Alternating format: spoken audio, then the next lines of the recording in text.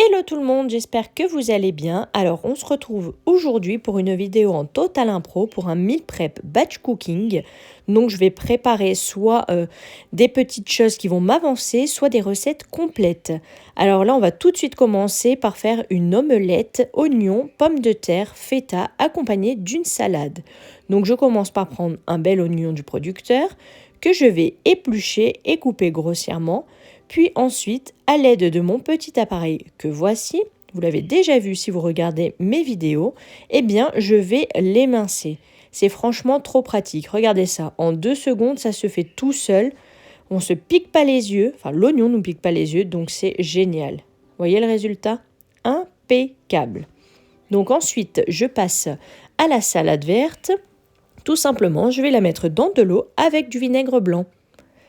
Les oignons, je les ai mis à chauffer dans la poêle avec de l'huile. Et une fois qu'ils sont bien cuits, eh bien, je vais ajouter mes pommes rissolées qui sont surgelées. Elles sont surgelées, pardon. Donc voilà, c'est trop pratique, ça va vite. C'est génial, on aime. Alors, pour poursuivre, eh bien, je prends des poireaux que j'ai au frigo et je vais tout simplement les nettoyer, les couper et en faire une fondue de poireaux qui va me servir pour faire une tarte poireaux chèvre béchamel. Ça va juste être trop bon. Bien sûr, je vais faire la pâte maison et là, vous voyez, c'est la salade qui est en train de faire trempette gentiment. Voilà, elle se lave, elle profite de son bain. En alternance, j'ai préparé une vinaigrette toute simple, vinaigre, balsamique, huile d'olive, moutarde et un peu de sel. J'ai mélangé le tout et c'est impec.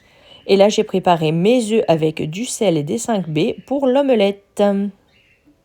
Voici le résultat de l'omelette feta pomme de terre oignon accompagnée de la salade verte.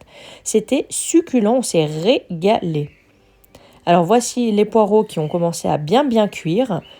Donc, je m'attelle à faire la pâte brisée grâce à mon robot. Vous voyez les ingrédients affichés à l'écran. C'est tout simple et ça avance, c'est pratique. Voici le résultat de la pâte que j'ai étalée au rouleau et ensuite je l'ai piquée. Je vais la faire préchauffer environ 10 minutes à 180 degrés. Et j'ai préparé en alternance ma béchamel à la maïzena.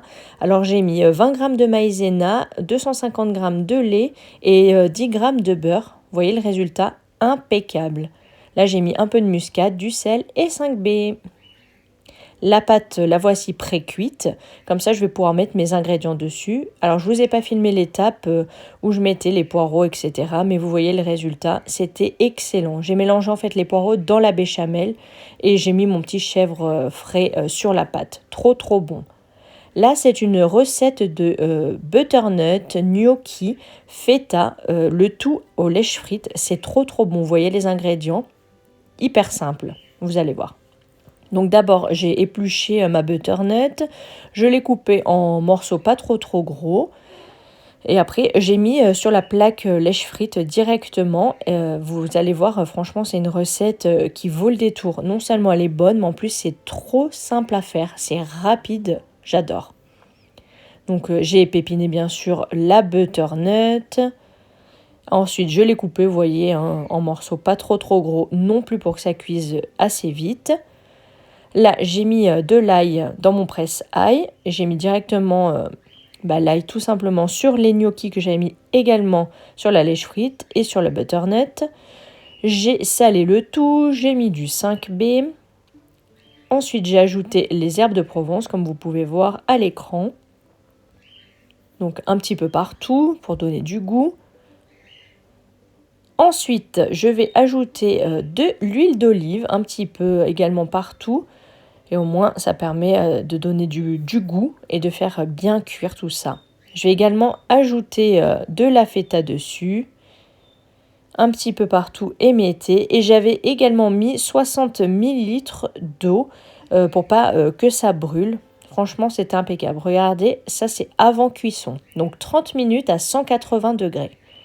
Alors comme j'avais une autre butternut, j'en ai profité pour l'éplucher, la couper, les pépiner, etc. Et ensuite, en fait, je vais en faire un crumble de butternut chèvre. Mais là, j'ai juste coupé ma butternut en petits morceaux et je l'ai mis dans un tupperware au frigo.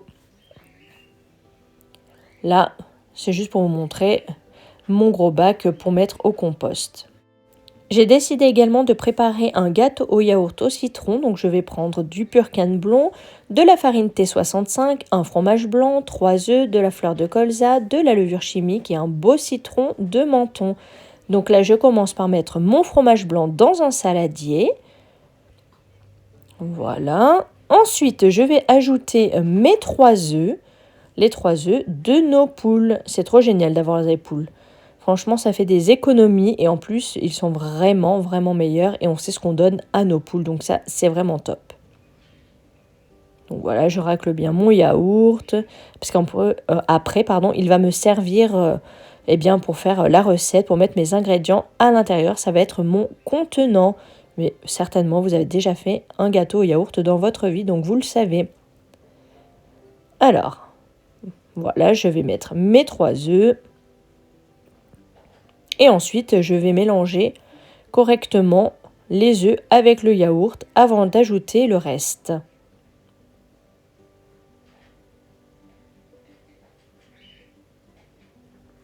Et voilà, les 3 beaux œufs sont mis.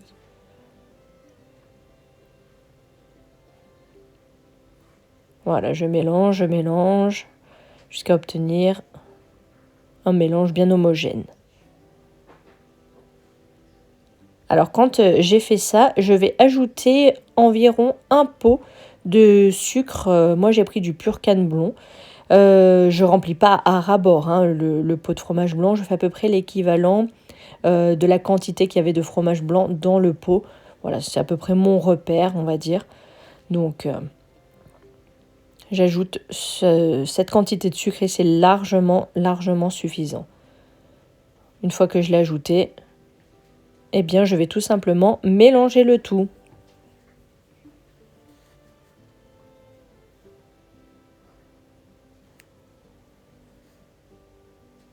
Comme d'hab, je racle bien mon petit pot. Ensuite, j'ajoute l'huile de fleur de colza, également un pot, comme le sucre. Donc, comme je vous ai dit, pas à ras-bord, je fais à peu près mon repère. C'est de l'huile que celle-ci, on peut la faire chauffer. On peut aussi bien l'utiliser froide que chaude. Donc c'est pour ça que je l'aime bien. Donc voilà, je l'ajoute à ma préparation.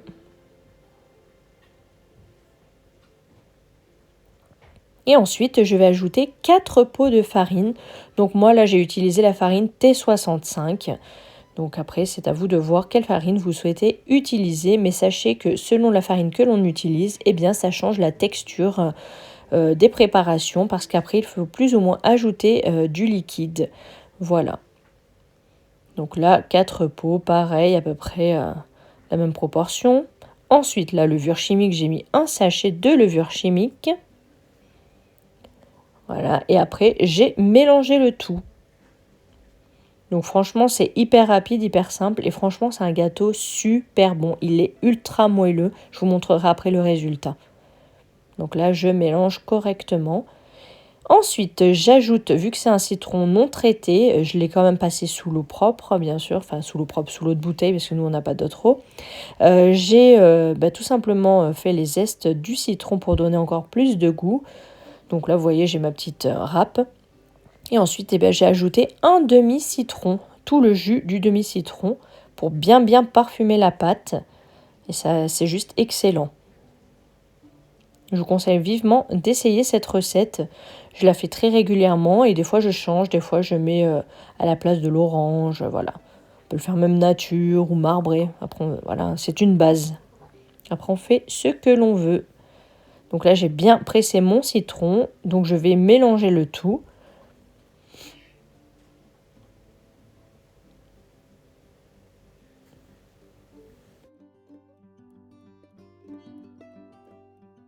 Alors là, je graisse tout simplement mon plat avec l'huile de fleur de colza. J'ajoute ensuite ma préparation dans mon moule. Vous voyez, elle est vraiment très belle. Hein. Donc là, je vais le faire cuire 15 minutes à 120 degrés et ensuite 45 minutes à 160 degrés. Et la texture est juste parfaite comme ça. Et voici le résultat des gnocchis butternut feta. C'était succulent, je vous conseille vivement de faire cette recette. Alors j'avais la courge musquée du dernier panier du producteur, donc du coup j'ai décidé de la couper, les pépiner, la éplucher, etc. Et ensuite j'ai mis dans un sac congelé pour mettre au congélateur. Voici le résultat du gâteau. Trop, trop bon. Alors, j'ai également préparé des carottes râpées. Donc, j'ai coupé tout simplement les bouts des carottes. Je les ai épluchées. Rien de transcendant. Après, je les ai passées au robot. Ça m'a fait des carottes râpées pour des crudités prochaines. Et après, j'ai fait un pain de campagne à la machine à pain. Donc, là, je ne vous ai pas filmé. Hein, voilà, c'est tout simple. On peut également le faire à la main. Là, j'ai décidé de nourrir mon levain, c'était le jour, donc je lui ai donné à manger de la farine T65 et à boire de l'eau en bouteille tout simplement. Et ensuite, je le remets au frigo puisque c'est mon levain chef que je conserve au frigo et j'en prélève quand j'ai besoin de faire des préparations avec. Donc là, il faut bien mélanger une fois qu'on a mis la farine et l'eau. Eh bien, il faut bien touiller, racler les bords du mieux qu'on peut. Et après, on a ce résultat en attendant qu'il bulle tout simplement. Voilà, c'était une petite parenthèse. La petite récolte d'œufs du jour qui fait plaisir, 4 beaux œufs, puisque désormais il nous reste 5 poules, donc 4 œufs c'est super. Voyez le résultat du gâteau au citron, trop bon. Et pour finir, le pain qui sortait de la machine à pain, le pain de campagne. J'espère que cette vidéo vous aura plu et je vous dis à très bientôt. Ciao, ciao, prenez soin de vous. Bye.